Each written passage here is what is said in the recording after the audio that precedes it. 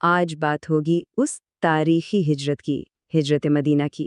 سوچنے کی بات ہے نا کہ کیسے ایک سفر پوری تاریخ کا رخ موڑ سکتا ہے۔ دیکھیں، یہ کہانی صرف ایک جگہ سے دوسری جگہ جانے کی نہیں تھی، بلکہ یہ ایک نئے دور کے آغاز کی کہانی ہے۔ ایک ایسا سفر جس نے دنیا کا نقشہ ہمیشہ کے لیے بدل دیا۔ تو کہانی کا آغاز ہوتا ہے شدید خطرے سے۔ مکہ کے گلی کوچوں میں ایک ایسی تلاش جاری تھی جس کی مثال نہیں ملتی۔ قریش کے سرداروں نے تو سیدھا سیدھا اعلان کر دیا تھا۔ ان کے غصے کی آگ تھی کہ پورے شہر کو اپنی لپیٹ میں لے رہی تھی۔ مقصد ایک ہی تھا، کسی بھی طرح نبی اکرم صلی اللہ علیہ وسلم کو ڈھونڈ نکالنا، اور اس کے لیے مکہ کا چپا چپا چھانا جا رہا تھا۔ اور یہ کوئی عام تلاش نہیں تھی۔ انتقام کی آگ ایسی تھی کہ وہ ہر پتھر، ہر ذرے کو کھنگال رہے تھے۔ اور پھر قدموں کے نشانوں کا پیچھا کرتے کرتے وہ پہنچے طور پہاڑ کی چوٹی پر، ایک غار تک۔ وہ اپنی منزل کے بالکل قریب تھے۔ اب منظر ایک ایسے لمحے پر آ پہنچا تھا جہاں زندگی اور موت کے بیچ بس چند قدموں کا فاصلہ رہ گیا تھا۔ ذرا اس منظر کا تضاد تو دیکھیں۔ باہر سے دیکھنے والوں کو کیا نظر آ رہا تھا؟ ایک مکڑی کا جالا، ایک کبوتر کا گھونسلہ جس میں انڈے رکھے ہیں، یعنی ایک ایسی تصویر کے جیسے یہاں برسوں سے کوئی آیا ہی نہیں۔ لیکن اندر تو تاریخ کا سب سے بڑا خزانہ محفوظ تھا۔ کیا کمال ہے نا کہ قدرت نے اپنی سب سے کمزور مخلوق کو سب سے طاقتور محافظ بنا دیا تھا۔ غار کے اندر کا عالم یہ تھا کہ دشمنوں کی سانسوں تک کی آواز آ رہی تھی۔ ظاہر ہے حضرت ابو بکر رضی اللہ عنہ کا پریشان ہونا فطری تھا، لیکن اس نازک ترین گھڑی میں بھی رحمت عالم صلی اللہ علیہ وسلم کے چہرے پر اطمینان تھا، اور زبان پر تھے یہ تاریخی الفاظ۔ تو بس وہ آپس میں باتیں کرنے لگے کہ ارے بھائی، یہ جالا اور یہ انڈے، یہ تو خود گواہی دے رہے ہیں کہ یہاں کوئی نہیں آیا۔ انسانی عقل تو یہی کہتی تھی کہ اب بچنا ناممکن ہے نا؟ مگر کہتے ہیں نا، جہاں عقل کی حد ختم ہوتی ہے وہیں سے معجزہ شروع ہوتا ہے۔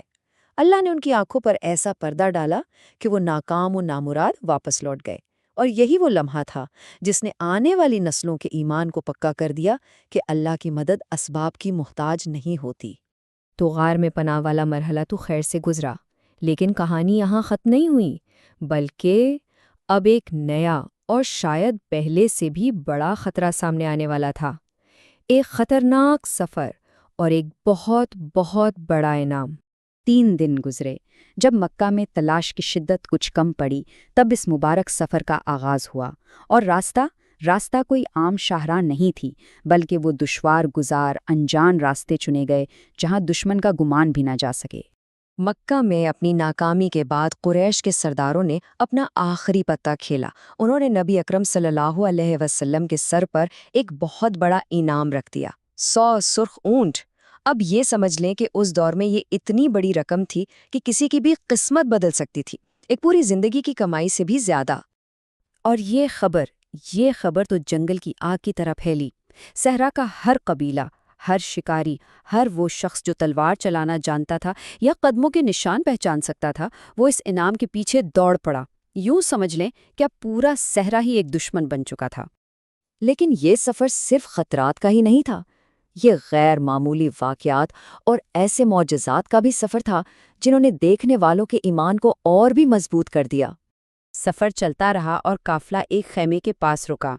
یہ معبد نامی ایک خاتون کا گھر تھا جو اپنی مہمان نوازی کے لیے بہت مشہور تھیں، لیکن قحط کا زمانہ تھا اور ان کے پاس بھی مہمانوں کو پیش کرنے کے لیے کچھ بھی نہیں بچا تھا۔ وہیں خیمے میں ایک کونے میں ایک انتہائی کمزور سی بکری بندھی تھی۔ تبھی نبی اکرم صلی اللہ علیہ وسلم کی نظر اس پر پڑی۔ آپ نے اللہ کا نام لیا، اپنا مبارک ہاتھ اس کے تھنوں پر پھیرا، اور پھر وہ ہوا جسے معجزہ کہتے ہیں۔ اس سوکھی کمزور بکری کے تھن دودھ سے لبالب بھر گئے، اتنا دودھ کہ سب نے سیر ہو کر پیا، اور ایک بھرا ہوا برتن ان کے لیے چھوڑ بھی دیا گیا۔ ادھر یہ ہو رہا تھا اور ادھر 100 اونٹوں کا انعام سراقہ بن مالک نامی ایک ماہر شکاری کو اپنی طرف کھینچ رہا تھا۔ وہ اپنے تیز رفتار گھوڑے پر اکیلا ہی نکلا۔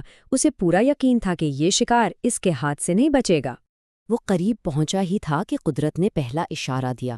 اس کا گھوڑا بری طرح ٹھوکر کھا کر گرا۔ اس نے فال کے تیر نکالے، جواب آیا، نہیں، یہ کام مت کرو۔ لیکن 100 اونٹوں کا لالچ بہت بڑا تھا۔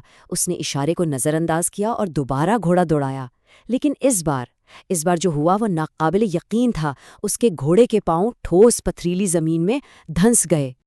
اب وہ 100 اونٹوں کے نشے میں چور سراقہ نہیں تھا، اب وہ ایک بے بس خوفزدہ انسان تھا جسے اپنی موت سامنے نظر آ رہی تھی۔ اس نے دور سے ہی پکار کر امان مانگی۔ اور معجزات کا یہ سلسلہ یہیں رکا نہیں۔ ایک اور واقعہ سنیں۔ قافلہ جب مدینہ کے قریب پہنچا تو بریدہ اسلمی نامی ایک اور شخص اپنے ساتھیوں کے ساتھ انعام کے لالچ میں آپ صلی اللہ علیہ وسلم کو پکڑنے آیا، لیکن جب سامنا ہوا تو نبوت کے جلال نے ایسا اثر کیا کہ وہ موقع پر ہی کلمہ پڑھ کر مسلمان ہو گئے۔ تو دیکھیں، یہ صرف حفاظت کے معجزات نہیں تھے، یہ دلوں کو بدلنے والے معجزات تھے۔ دشمن آ رہے تھے اور محافظ بن کر جا رہے تھے۔ تو اب سفر ہجرت اپنے آخری مراحل میں داخل ہو رہا تھا۔ منزل قریب تھی اور ایک پورا شہر تھا جو شدت سے انتظار کر رہا تھا۔ مدینہ میں آپ صلی اللہ علیہ وسلم کی آمد کی خبر پہنچ چکی تھی، اور اہل مدینہ کا حال یہ تھا کہ ان سے انتظار ہی نہیں ہو رہا تھا۔ وہ روزانہ صبح سویرے شہر سے باہر نکل جاتے اور آپ کی راہ تکتے، اور پھر جب دوپہر کی دھوپ تیز ہو جاتی تو مایوس ہو کر حسرت بھری نگاہوں سے واپس لوٹ آتے۔ اور پھر ایک دن جب سب لوگ معمول کے مطابق واپس جا چکے تھے تو اچانک ایک شخص نے اپنے قلعے کی دیوار سے اس قافلے کو آتے ہوئے دیکھ لیا۔ اس نے بے اختیار ہو کر بآواز بلند پکارا، اے مدینہ والو، مبارک ہو، جس کا تم انتظار کر رہے تھے وہ آ گئے۔ بس یہ سننا تھا کہ پورا شہر اللہ اکبر کے نعروں سے گونج اٹھا۔